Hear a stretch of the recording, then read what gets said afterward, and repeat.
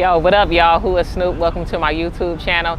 Look, I've been talking about a lot of my current businesses a lot, but I had it on my mind and on my heart to show you guys literally where I started at here in Atlanta. So I moved to Atlanta about 16 years ago. I think, man, how old was I at the time? I guess, was it 16 years ago? What? Because I'm 37. I was about 24 when I moved here, so I guess it was, what, 13 years ago that I moved here. But anyways, I actually opened up my very first lounge in Nashville, Tennessee when I was 23, y'all. It only lasted 3 months. I said I would never get back in the hospitality industry again. It was just such a disappointing experience. The people that I worked with were a disappointment.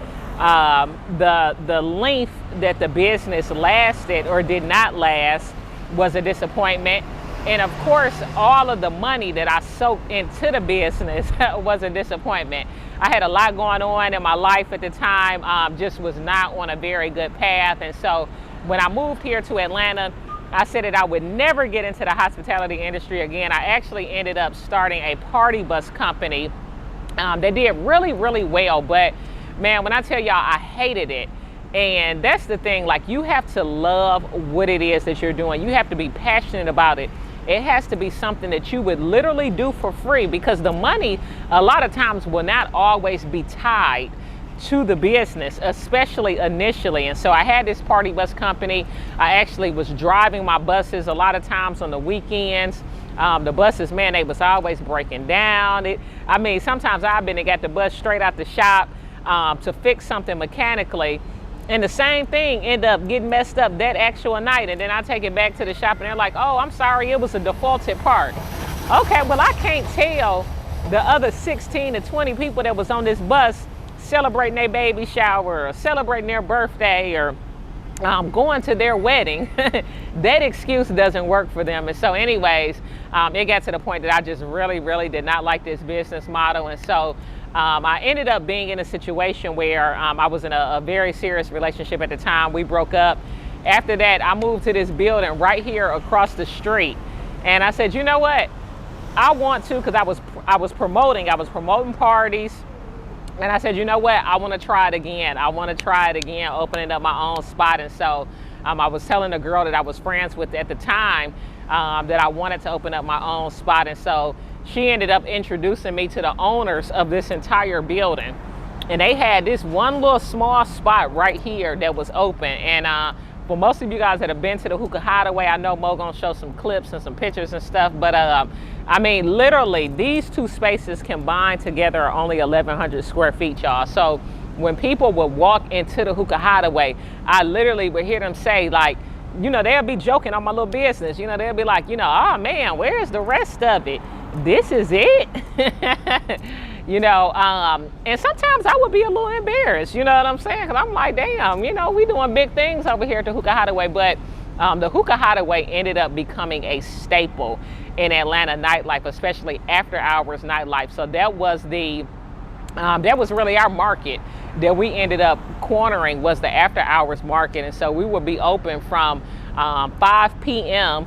to 6 o'clock in the morning, and literally you would see tons of tables and chairs just lined up all down the street. It literally, y'all, was a block party every single weekend during the months that the weather was good. And like I said, I literally lived right there across the street.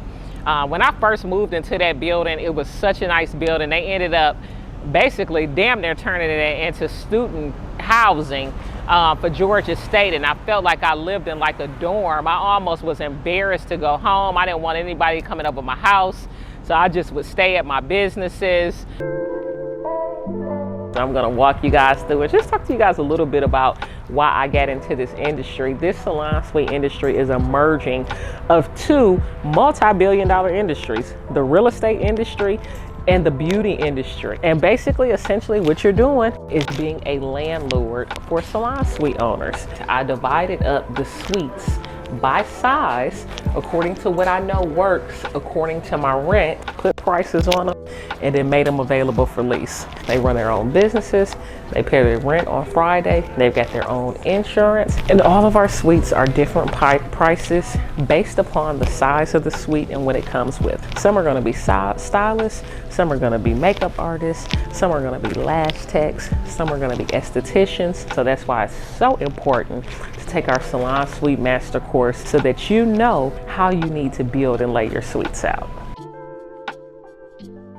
The reason why I'm filming this and telling y'all about this is because a lot of times when you meet somebody and they're already very successful, like a lot of people have seen my house that I live in now, you know, live in a multi-million-dollar mansion, you know, with a gym inside and a pool and a hot tub, and you know, I got glass all inside my house, you know, used to be Jermaine Dupri's old house, okay? So living really, really good now, right?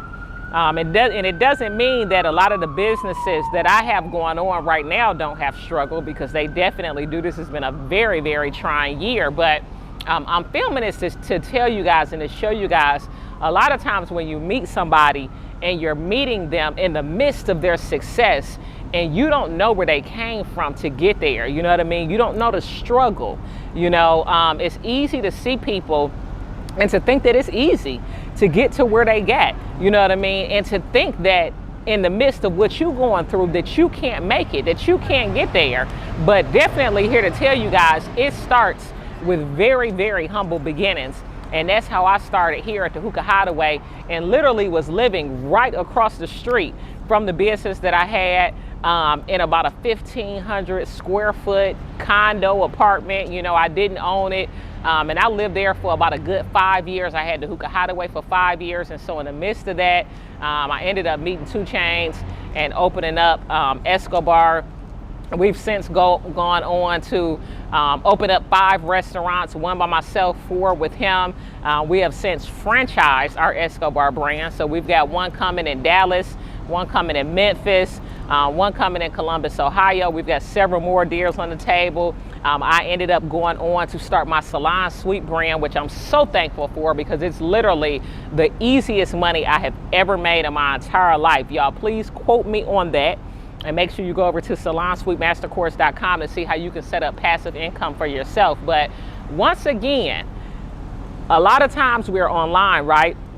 And we're seeing all these very successful people, you know, that are driving these nice cars, you know, living in these nice places. But a lot of times we don't get the backstory on them. And a lot of my backstory is at WhoIsSnoop.com. But a lot of the backstory is the struggle. It's going hungry. It's not having the money. It's sacrificing. I tell people all the time, sacrifice comes before success, even in the dictionary. You have to decide in your life what it is that you want to sacrifice to get to success.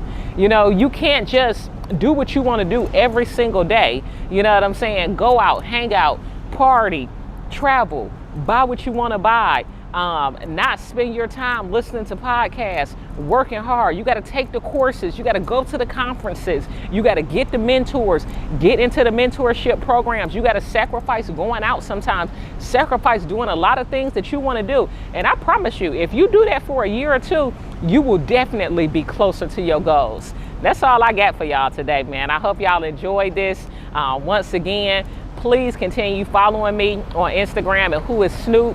Please continue subscribing to my YouTube and watching my videos as they come out bi-weekly every Sunday at 5 o'clock. Y'all holla at me.